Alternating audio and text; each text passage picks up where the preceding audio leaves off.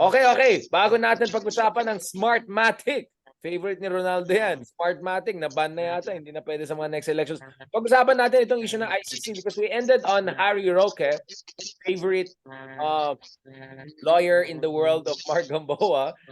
Yung ano, Mark. So obviously he's a fine legal mind. I'll give that to him. Ibang usapan na yung convictions and all of that. And the thing is he has embodied that. So I agree with you na he will be still the guy at the very front, no, making a strong argument, the articulate point. As a spokesperson, syempre iba yung pag-supporte. Iba yung political support. Now the issue of ICC obviously is back again, and I think this is where I and Ronald had slight disagreement. So I think overall, Ronald sees that the Tambaloslos episode really opened a whole, kind of parang downward spiral, if not a rabbit hole. I think tama pa rin si Ronald. My point though is, ang reading ko kay BBM is he's more open right now to the ICC coming back than not. First, ikaw, Mark, anong basa mo sa ICC issue? Nagpa-panic mode na ba? Kasi kung titingnan mo yung mga statements ni Sarah, yung mannerism niya, the way she was interviewed, parang medyo kabado di ba? Medyo kabado. Sinasabi niya, hindi, kausapin namin ng DOJ, sisigurado. Di ba? It doesn't show confidence and strength. She doesn't look suave like her dad. Di ba? Yung father niya, under all kinds of pressure, suave pa rin, defiant Not my favorite, but mukhang tutuluyan talaga. Yun ang aking assessment sa ngayon. Mukhang doon talaga tayo papunta. Yung ICC the government will cooperate with ICC. They will come here, they will investigate, and we will see what happens kapag they start investigating here. Nung huli nating vlog na magkakasama, di ba ang tanong is kung yung sa Uniteam ba, parang I was thinking at that time na pwede pang masalba or maayos pa yung dalawa. Di ba I was on that side na parang okay. Ngayon hindi na. I don't have Ronald Liama school of thought ka na. Kasi to be honest, ako rin medyo 50-50 ako noon. I think you and Mark, you and I were more on the side na wag natin underestimate the shared interest of these two parties. I think Ronald was, in fairness to you, di ba? See, mahal na mahal kita, Ronald. I'm fair to you. You were the more na hindi. Shots have been fired. Medyo lines have been crossed And remember, guys, yung last time na nag-usap tayo, we were talking about De Lima being freed, di ba? As one of the indicators. Now we're crossing the line into the all-out war na. And that has happened. Since last time we talked, diba? Remember yung isang mention natin, De Lima would be one of the indicators. Now we're moving towards all-out civil war. So we're there already. De Lima is out, right? So Mark, now you're saying, mukhang convinced ka na away na kung away. Ito na talaga, civil war. Civil war. And ayun. And siguro isang malaking factor din dyan, yung pagdalaw ko sa Kongreso. Nakita mo na talaga na eto na talaga. Fairness. Yung mga congressman na kaalyado ni Pangulong Duterte for how many years? It took them less than 1 year, 1.5 years. They are totally on the other side na, and they're pushing through with this ICC. Kasi ako I come from vlogging, kaya nakikita ko yung lakas ng DDS nakikita ko yung how gaano sila mambuli, kaso wala nang pakialam yung sa Congress.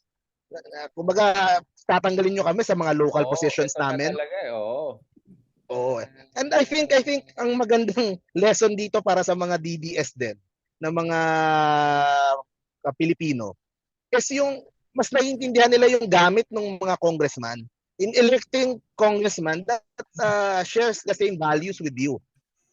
Na hindi enough yung congressman na sa pamilya o ano ng mayor o ano ng governor o maraming tinutulong sa amin, di ba? The same that sinasabi ko sa Pinks, di ba?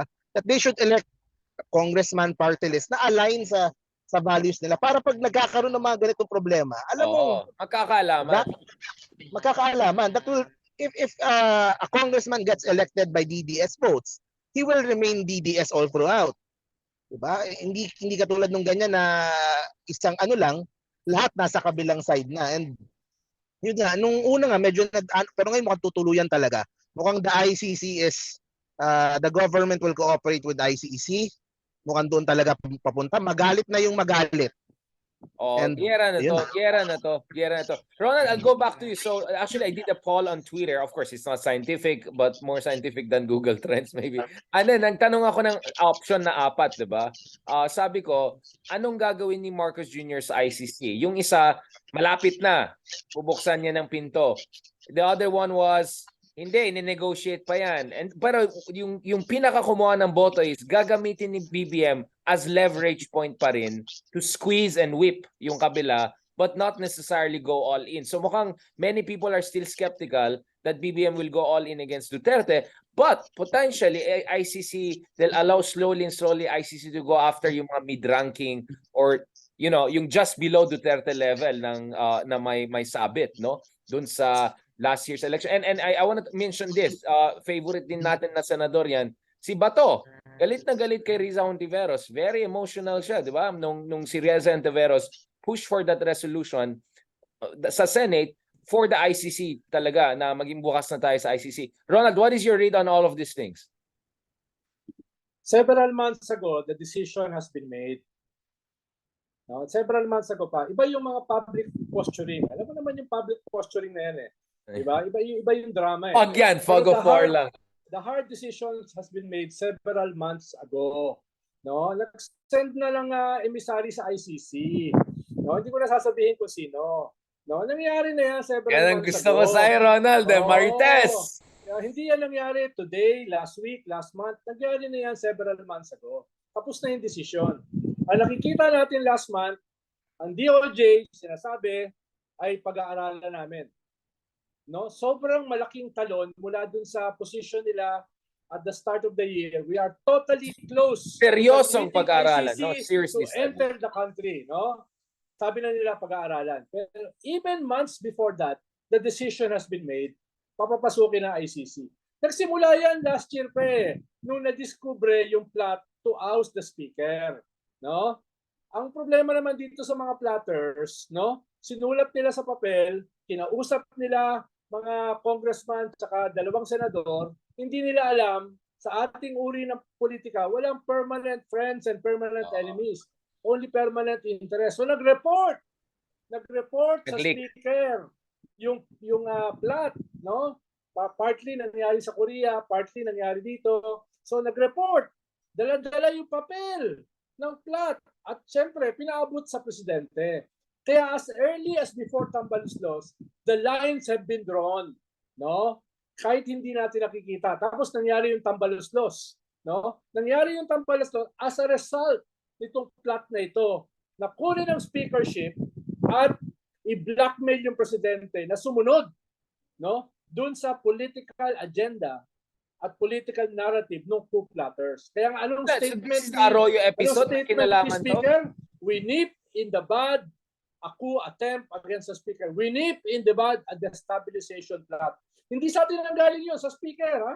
As early as January and February. Tumabas na yan, no? Kaya yun doon nagsimula. And since then, nag-deteriorate na. Tapos, na-heighten yan dito sa nilabas ni Browner na coup at saka destabilization plots at saka mga troop movements at saka recruitment. No? Na alam naman natin, when there is smoke, there is usually fire. Diba? At mismo yung statement ni Digong, tax boycott, civil disobedience, the most rotten institution, no? Beware of the police and the military, they're plotting something, di ba? Nangyari na yan eh, no? Pero behind the scenes, ito yung mga nangyayari. Na-expose yung plot as early as last year, na-expose yung mga plano, no? Para hawakan yung speakership at i-blackmail ang presidente, na-expose, no? Pero ang hindi na-expose yung hard decision to permit the ICC to enter. Beyond, tapos na tayo doon sa gagamitin yung ICC para i-pressure sila na magayos. Tapos na yun, no? Kumagat, tumawid na, no? the lines have been Yeah. drawn, no? Kaya very clear ngayon, no? Very clear ngayon na papasok na yung ICC. At dapat mangyari yan next year, no? Dahil para nip in the bud yung new opposition sa midterms.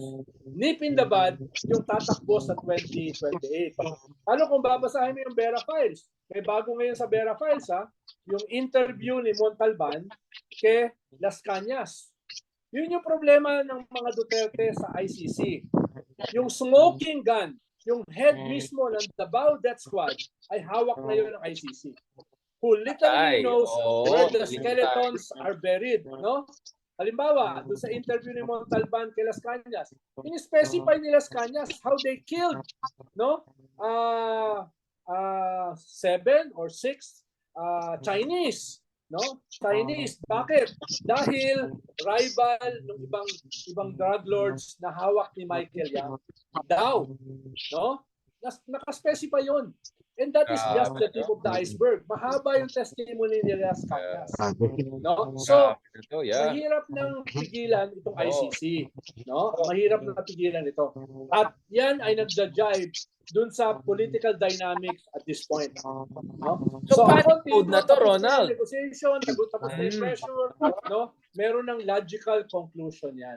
So Ronald, baka naman panic mode na ito, hindi lang ito hubris, hindi lang Definitely. ito bulag-bulagan, talagang desperate panic mode na ito. Dahil sa Vera ni Sara, Files, grabe nun yung ICC. dahil sa Vera Files, nilabas ng Vera Files yung testimony ni Las Cañas linking the Vice President to the EJK. Linking 2 senators to the EJK. Linking several generals to the EJK. Grabe to, no? So kung totoo yung pala yun, yung nilabas ng Vera Files, then ang tatamaan dito, hindi lang si Digong. Oo, ano yan? Medyo buong rehimen yan, no? It's a whole... At tama lang na ang kunin nilang abogado ay si Hipokrito na Harry Roque. Dahil si Harry Roque, isa sa nagkampanya na tayo ay maging member ng ICC. No? Tama lang na siya ang kunin. Si Harry Roque, noong 2015, 2016, siya yung nagsasabi, huwag iboto si Digong. Mamamatay tao yan. No? Yan ay mga ICC. No? Sabi niya, mamamatay tao yan. No? Mga ICC yan. Ayun, ICC nga. Kaya siya yung sakto, tamang abogado ng mga Duterte. Dahil siya yung kumampanya dati na tayo ay magmembro ng ICC at siya yung bumalat kay Digong as mamamatay tao. No? Siya yung the best na abogado ni Digong, no? Dahil alam niya yung proseso. Pero what does it say for his principles? What does it say para sa kanyang katanguhan? What principle? Ibang usapin yun, no? Ibang usapin ngayon yun. Pag binanatan niya yung Kongreso ng hipokrito, mga hypocrites, sino yung unang hipokrita? Bakit may letter A? Hipokrito pala. Hipokrito. Things na lang, gender neutral tayo. Parang Latin. My bad. I'm just clarifying, Ronald. Si Harry Roque the best na dapat kunin, no?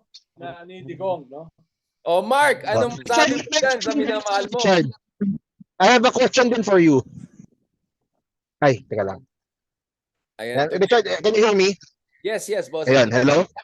Ayan. Ayan. So how do you explain to an ordinary Filipino or kunyari, sabihin natin yung mga gusto si Duterte, why the country needs to be a part of the ICC? Maganda, sagutin namin ni Ronald parehas yan. Ronald, by the way, sabi nila, andyan naman si Attorney Topacio. Bakit si Ari? Ako, Diyos ko po. Just in case. There's always a backup. Alam mo, si Attorney Topacio, nakakasabay ko yan sa karaoke. Pag humawak yan ng mic, hindi na bibitawan. Tingin ko mas magaling siya na karaoke. Parang may mga kilala kong ganyan. Kesa abogado. Kaya sasamahan ko siya sa karaoke, pero hindi ko siya kukunin ang abogado ko.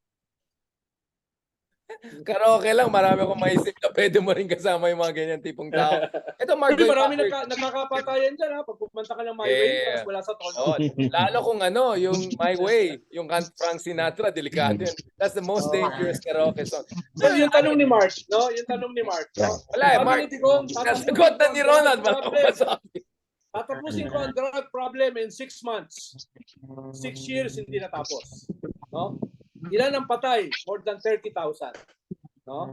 So, ganun lang. Gagamitin ko mismo yung sinabi ni Digong laban sa kanya. Tatapusin ko ang drug problem in 6 months. Ronald, ang point kasi ni Mark is, anong ambag ng ICC? Pag kinausap mo isang ordinaryong tao na ano ba itong ICC na yan? Ang point ko naman, Mark, is unang-una, huwag natin kalimutan na kailangan natin yung international community. Kaya ginagamit natin yung arbitration case sa West Philippine Sea, di ba? So unang-una, dapat magpakita tayo na isa tayong responsable, membro ng international community. So you cannot play it both ways. Na sasabihin mo, ay namin sa ICC accountability, and then ay tulungan niyo ako sa West Philippine Sea kasi binubuli ako ng China. So isa sa pwede mong isipin yan. Pangalawa, huwag natin kalimutan na hindi po absolute yung soberanya ng isang gobyerno. Because hindi ibig sabihin, binoto ako ng tao, pwede kong gawin kung anong gusto ko sa inyo, di ba? Ang ibig sabihin dyan, may multiple levels of accountability. Kung sakali lang, at alam natin katotohanan, yung justice system natin ay compromise dahil takot sa presidente, dahil na kalokohan nangyari, at least yung ICC, parang caution yan eh, parang backup yan. Kaya ngayon yung principle of complementarity. Kung nag-fail yung domestic institutions, dahil corrupted, dahil politically blocked, diyan pwede pumasok ng ICC. So kung sakali may nanalong kandidato na galing sa kabila at biglang pinapatay kayo or may ginagawang kalokohan, at least mayroon kang mapupuntahan, mayroon kang SOS. So think of ICC also as an SOS, di ba? Just in case kung compromise na talaga yung domestic institution. Kung compromise yung justice. Oo, kung compromise. Sabi ng iba na tumatakbo naman daw ng maayos yung ating justice so system. dito, di ba? Yun Mark yung madaling sagutin. Yeah, pero Mark, di ba? 30,000 EJ case. Out of 30,000, ang na-convict lang 3. Medyo layo. Yeah, medyo malayo, di ba? Sobrang layo. So yung mga pamilya ng more than 30,000 na napatay, ang recourse lang nila ay ICC. Dahil hindi sila makapag-sampa ng kaso dito sa Pilipinas nang hindi sila mahaharas or worse, mapapatay, no? Dahil kitang-kita, no, na out of 30,000 EJ case, sabi nga ni Dr. Fortune, halos 10 lang yung nakuha dyan na autopsy Bilang mo 30,000 walang autopsy, di ba? So, yan, pwede mong paliwanag yan. At ikalawa, yung sinasabi ni Richard kanina, hindi tayo pwede mag-cherry picking. Kung pipiliin natin yung UNCLOS to supportahan our claims, tapos sa ICC na miyembro tayo, ay hindi natin gagamitin. So hindi pwede mag-cherry picking. Hihina yung ating clout dun sa ating UNCLOS victory na very major para sa future ng bansa. Kaya Ronald, ang basa ko, behind the scenes, may pressure from our allies, yung European Union, US, sinasabi kay BBM, itong ICC, medyo kailangan mayusin yan. Kasi hindi ka pwede hingi ng tulong sa amin sa international law, West Philippine Sea, ganun, kung ang tingin sa bansa nyo ay di ba? Kaya nga hindi mo ba nakita, Richard? Hindi mo nakita, Richard, last week, biglang na-aprobahan yung ating GSP Plus sa Europe. Exactly. Those are 6,000 products ng Pilipinas na hindi bibigyan ng taxes. So preferential. So behind the scenes, quietly may mga nangyayari, Mark, no? Kaya nga feeling ko, isang reason na si BBM ay medyo kampante ngayon to push back against Duterte is because may backing siya ng mga higanteng bansa. So kung si Digong ay feeling na andun yung China, yung kabila, mas marami pang nagbaback sa kanya na mamayaman at malalaking bansa. Pero Mark, isa pang hindi natin na-mention is yung precedents. Dahil kung pumasok ang ICC dito sa issue na ito, in the future, hindi mo pwede isipin na utos ng presidente, so sunod na lang tayo sa kanya. Alam mo na one day kung mawala yung presidente na yan, lagot ka. So that sends a very strong signal na dapat ang loyalty ng kapulisan at yung sundalo ay dyan sa ating saligang batas, hindi sa mga politiko. Because once na wala na yung mga politiko, hindi na kayo maprotektahan, papasok ng ICC. You get what I'm saying? So ito yung tinatawag na shadow of the future. Ikaw kung alam mo in the future, lagot ka, hindi ka makinig sa kalokohan ngayon. Kasi alam mo, ngayon lang ngayon lang may protection ka, pero lagot ka down the road. So mag-iisip ka ng you're gonna rethink that. So this is about president. But Mark, I want to add another thing.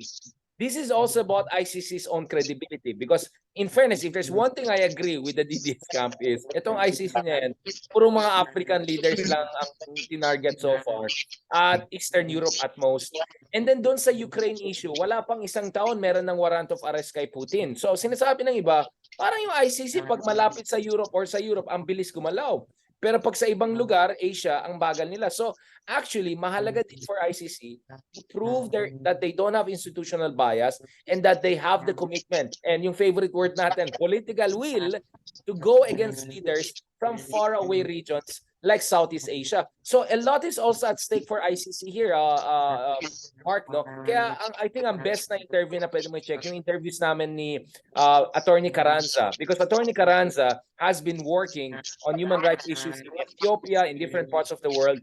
So paki-check yan because pinag-usapan namin ng masinsinan from a legal and geopolitical perspective, gaano kahalaga itong kaso ng Pilipinas. So this is big deal, Mark. This is very big deal. Kaya behind the scenes, I'm 100% sure yung aliado natin, uy, BBM naman, medyo kailangan mong gumalaw na dyan sa ICC. So that's why I think lumalambot din ito dahil may backup sila at may sinasabi ng mga aliado natin ng Western countries. Kasi sila din ang kailangan natin later on sa Western country. Because the DOJ right now, pinag-aaralan niya ng supplementary arbitration laban sa China. Remember, yung 2016 case just proved important pa rin na walang pakiang China dito sa mga karagatan natin, na yung 9-dash line nila walang basyan. But one thing we didn't do, and you can check yung interview natin with Justice Carpio, hindi natin sila kinasuhan dun sa mga pagbubuli na ginawa nila at yung mga sinira nilang karagatan. Now, ang pwede natin gawin is kakasuhan na natin ng China at hingi tayo ng damages.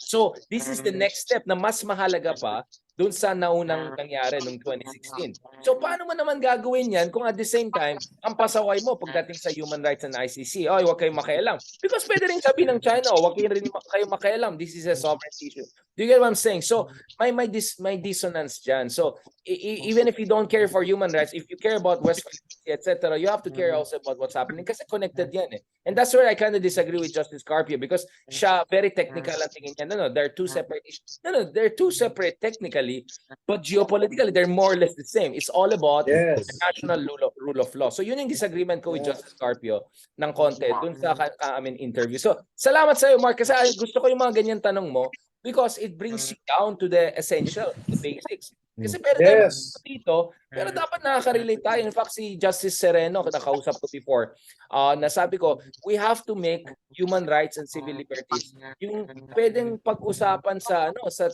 dinner table, di ba? Kasi ang human rights ay parang ganito. May pasaway kang kapatid, pero ikaw yung pinapagalitan ko parate kasi walang due process. Automatically, dahil ikaw yung black sheep, ikaw ang sisisihin ko pag may nangyaring mali sa bahay. That's violation of due process and human rights. Because hindi kita binigyan ng panahon magpaliwanag na, porkit ako yung pasaway, ako na naman sisisihin mo, di ba? Ang sama ng loob mo. So you have to make it like that, digestible literally, no?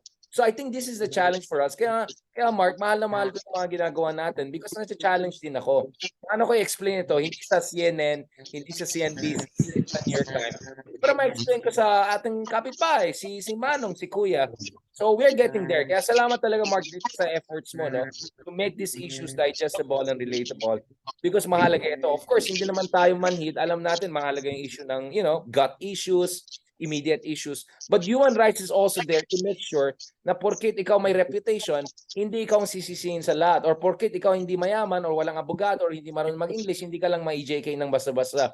May konting accountability, may konting predictability of life, di ba? And life expectancy. Yun lang talagang issue dito. Kaya salamat, Mark, sa mga vloggers na katulad mo. Pero Richard, Richard, hindi pa rin natin napag-uusapan yung elephant in the room. No? Hindi pa rin natin napag-uusapan yung elephant in the room. Yung love life mo at ano yung hugot. Hindi pa tayo nag-smartmatic. Smartmatic, okay. Ang dami naghihintay eh. Ayan tayo, Sir Ronald. Alam mo naman tayo, hindi tayo magbasta-basta ganyan. Dapat in person, naka-set up, may glamour shot, may ganyan. Asia's most stylish, charot. Alright, thank you so much mga kapatid. Hindi ko sila shutdown, balikan natin yung mga... Alam mo, Ronald, gusto mo ikaw ang pag-usapan eh, mga ganyan. Hindi ako. Ayun na. Coke Zero ko eh. Ayan. Okay, bago tayo mag-Coke Zero, tapusin natin yung episode na ito because there's a last episode. Thank you so much, Mark, for sticking around. Gumaganda yung yung internet mo kasi kumonting traffic sa likod mo, may kinalaman. Klaro ng mukha mo ngayon. Oo, medyo may kinalaman yung traffic. Alright, let's go to the last episode for today. Thank you.